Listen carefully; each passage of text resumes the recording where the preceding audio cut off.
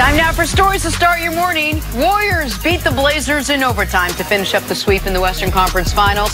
Steph Curry, Draymond Green both had triple-doubles as Golden State now advances to their 5th straight NBA Finals. See, how impressive is this accomplishment? Oh, man, tremendous. I think with the Jordan accomplishment, when Jordan won 3, took a break, then he won 3 more. That, to me, from a basketball standpoint, it's been amazing. Not only them shooting the basketball, how the game of basketball has changed, but, man, they've been one of the best defensive teams in this 5-year run that they've been on. And there were a lot of exit ramps this year where they didn't have to make it. KD and Draymond fighting at the very beginning of the season. Could have tapped out. Absolutely. Boogie gets hurt in round 1. KD gets hurt in round 2. When that series is in the balance, 2-2 is the series at that point with a tie game late third quarter. They haven't lost since then. They've dominated since then, thanks in large part. Yes, Steve Kerr's been great, but the brilliance of the 2 men you mentioned, Jenna.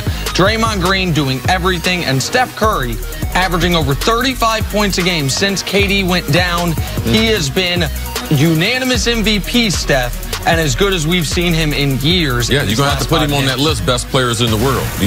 Absolutely. Now. I had him on the list. He might have jumped KD. I might get a list for the end of the Okay, I like it.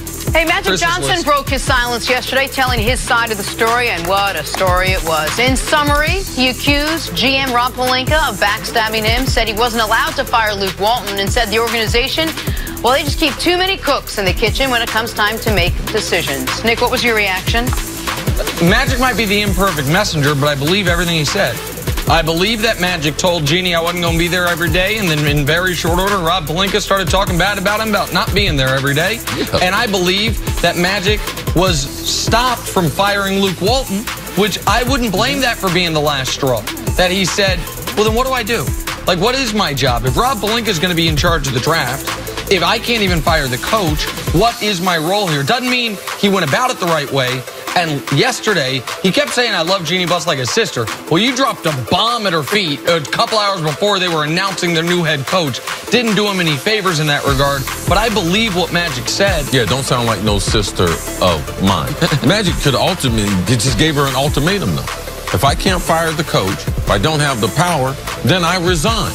Then have a conversation with LeBron. Those 2 things, forget all the other chaos. Those are the 2 things that I got a problem with. You're sitting in my driveway with free agency, but you're getting ready to resign and then not tell me.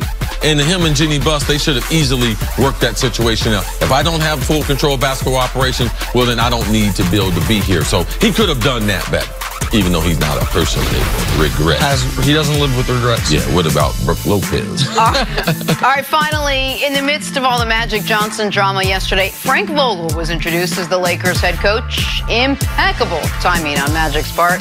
Vogel will be tasked with trying to win LeBron's 4th championship in his 17th year in the league. It got us thinking about LeBron's coaches over the years. Yesterday, Hall of Famer Isaiah Thomas stopped by and offered up his opinion. Take a listen. This is where I think the NBA and our league has truly failed LeBron James. Because every place LeBron James has gone, they've always given him either a first-year coach or someone that they were experimenting with, and they always took unnecessary chances because you had LeBron James. LeBron James has never had the benefit of, in my opinion, Hall of Fame coaches. He had a Hall of Fame front office with Pat Riley in Miami. However, you know, they gave him a rookie coach to get started off with. And there were some issues. And there were some issues. They lost, but then they regrouped. But at the same time, he's never had the benefit of, you know, the greatest coaches ever. Nick, whether or not the league failed LeBron, have the Lakers failed LeBron James? It's too early to say that. And in fairness, LeBron did not hold up his end of the bargain in full his first year there. He didn't hold up his end of the bargain by not getting hurt. And that might be, you might say you can't hold injury against a guy. Listen, when you sign LeBron, unlike really any other superstar in NBA history, aside from maybe Karl Malone, you just assume, well, he's not going to get hurt. He's never been hurt. He got hurt. So that was LeBron, not his fault, but not holding up his end. And LeBron, post-injury, did not do enough enough to connect with the players and did not do enough, whether it was his fault or not, the Anthony Davis stuff happened. I don't believe that to be LeBron's fault at all, but it clearly affected the younger players. He did not do enough as a leader to keep that team together as far as guys letting go of the rope. So for year one, LeBron's got some of the blood on his hands as well. He did not do as good of a job as he wanted to do, and he has said as much. What has happened post year one has been an abject failure by the Los Angeles Lakers. Doesn't mean Frank Vogel can't be a good coach, but the process hiring Frank Vogel was embarrassing. The process trying to hire Ty Lue was embarrassing, and everything that has happened with Jeanie Buss, Duran By, Rob Pelinka, and Magic Johnson has been embarrassing for the franchise. And if it ends up preventing them or working against them being able to sign a legitimate free agent, then yeah, that will be the Lakers not holding up their end of the bargain towards LeBron, because this was never supposed to be LeBron in year 16, 17, 18 doing this by himself. And they have the cap space, they have the city, they have the marquee. You would think the only reason they wouldn't get another star alongside him is what has happened since the season ended. I believe that the Lakers are failing LeBron, and the reason why is because I'm pretty certain of this. LeBron did not understand the incompetence of the Lakers organization when he signed with them.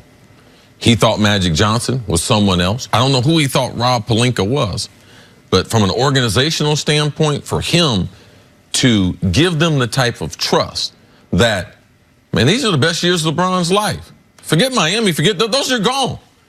As far as his basketball career, these are it, and we have wasted. How many years do you think he got maximum there? Let's say he got 4 years. 4 more okay, years. Let's just say that. I would say he got 4 total. Yeah. He just wasted 25% of one. So 25% into this journey with the Lakers, I'm just now getting a coach that I didn't have anything to do with. Now, I would have been fine with Vogel as a head coach if they would have gone about the search and got to him through the search. Like if he would have been interviewed with Ty Lue, with all the other with Monty candidates, Williams, with and then you decide to, yes, I'm going to do this. So the Lakers failed him, but the LeBron, he didn't do his research. And what value he put on the rest of his career and on his business, to me, he overvalued that. Now, that will last longer than playing for the Lakers, but for me, this last chapter of his career sets him up for what he wants to be. So the Lakers and LeBron both are at fault because LeBron didn't know the intel on who the Lakers were, who they were owned by as far as Jeanie Buss, and if she would ever try to dabble in the basketball operations part of it. And I wonder if LeBron in this regard was a victim of his own success his last season in Cleveland. And by that I mean, when he looked back on his time in Cleveland that last year, Kyrie's gone. The Isaiah Thomas trade is an abject failure. Kevin Love is dealing with real issues in and out of the lineup. The ownership there is as bad as any ownership in basketball. They get rid of the GM, and guess what?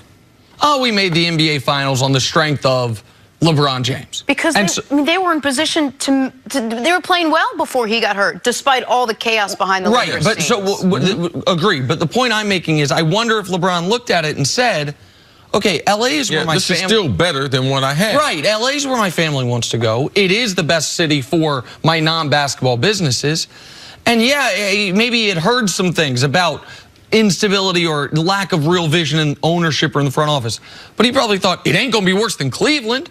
And look what we just did in Cleveland. I scored 51 points in game 1 of the finals. We won 2 series. I'm going to have better teammates. Can't have a worse front office. Can't have worse ownership. Now, maybe he misjudged it.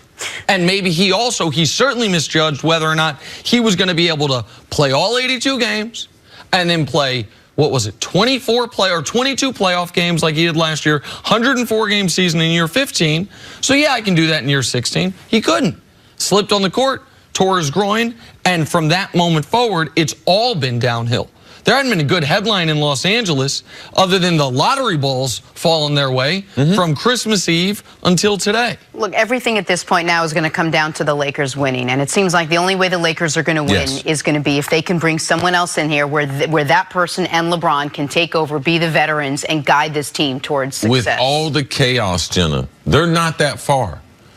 Portland was playing Denver to go to the conference final.